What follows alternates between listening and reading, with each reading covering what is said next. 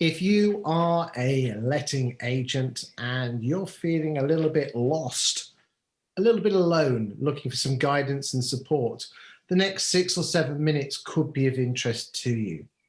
Hi, my name's Chris Watkin, and I'm joined by the wonderful Janice Malloy, who is a letting agent in the wonderful province of Ayr in Scotland. Janice, thank you for joining me today.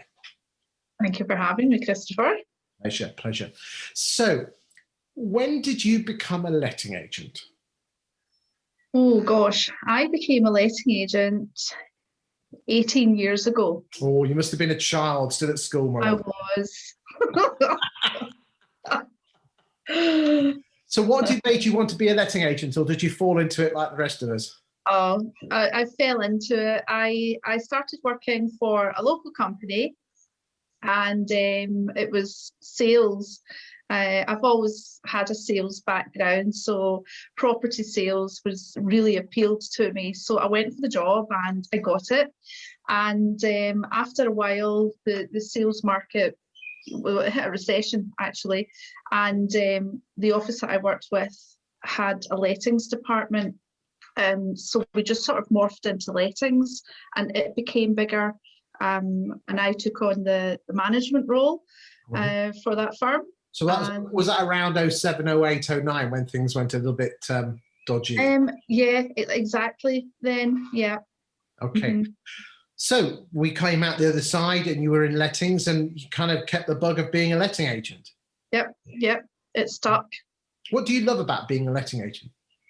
I really do enjoy it. I know a lot of people have a bit of a moan about it, and it comes with the territory, the nature of the job, but I really enjoy it. I love working with people. I probably talk too much, but I love the buzz. It's still sales, and I just love the buzz. I love meeting new people. I love property. I love everything about it. Okay, so you were working as an employee, as lettings manager, coming out, 2010, 11, 12, 13, 14, things going well. When was the catalyst to thinking to yourself, I want to do this for myself? I suppose when my children were a bit older, I started for that firm when my children were toddlers, and it was secure. It was a secure income, and it was very secure, I suppose, and it worked for me at the time. But then, as I say, as my children got older, and I felt as though I wasn't really, I wasn't really working to my capability with the firm. I felt held back, I suppose, and I decided that I could probably do a lot more on my own. Was it kind of like all the frustrations of just almost having to pass everything by a boss and thinking, oh, if I was running the show, I'd do something like that?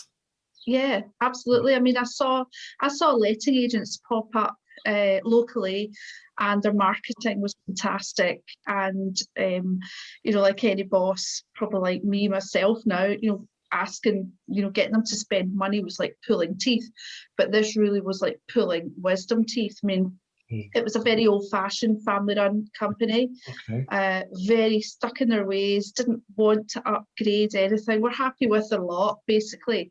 And I just saw so much potential in the lettings and sales market, and I knew that there was so much business out there.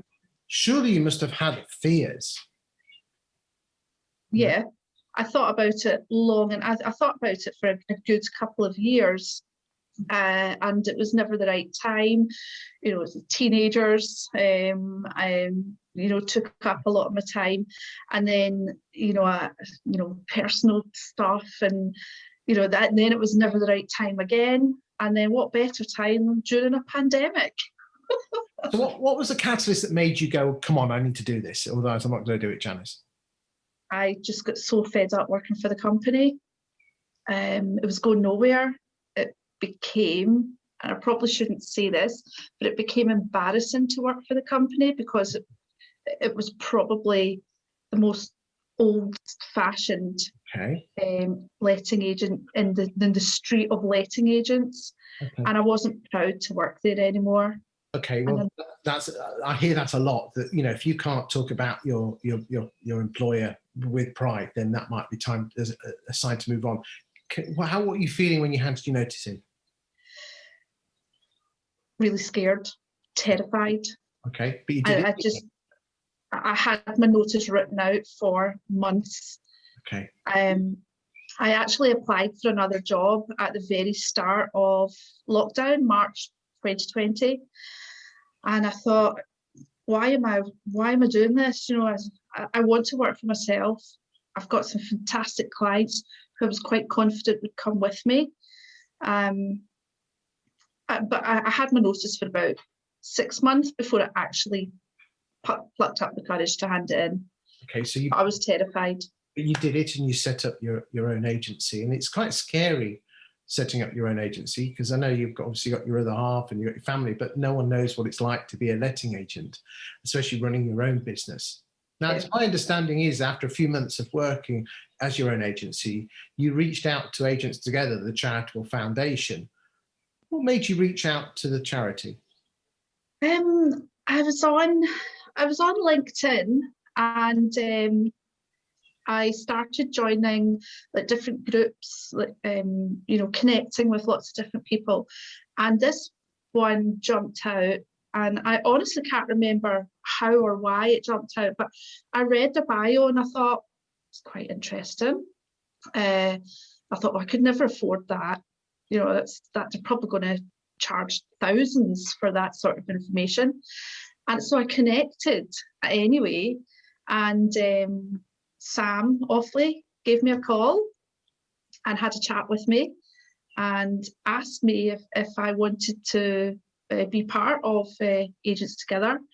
And my first question obviously was, well, how much is it going to cost? Being Scottish, obviously, you want to know that first. And he said nothing. I couldn't believe it. I really genuinely thought there was a catch, because there's a catch to everything, really, isn't there? And so he put you in contact. Absolutely free. Who did he put you in contact with to be your mentor? Vicky from Location. Bloody hell. Don't get any better than that. She is basically Vicky, who's considered one of the very best agents in Britain by people in the know, including Peter Knight and others, is mentoring you. That's worth thousands. And how much is it costing you? Nothing, not a single penny. What's she doing for you? Oh gosh, it's not just, she doesn't just help me professionally, personally as well. I mean, going into business on your own, as you said earlier, it's terrifying. I didn't think I would be able to do it. And at the time when I spoke to Sam, I was ready to throw in the towel.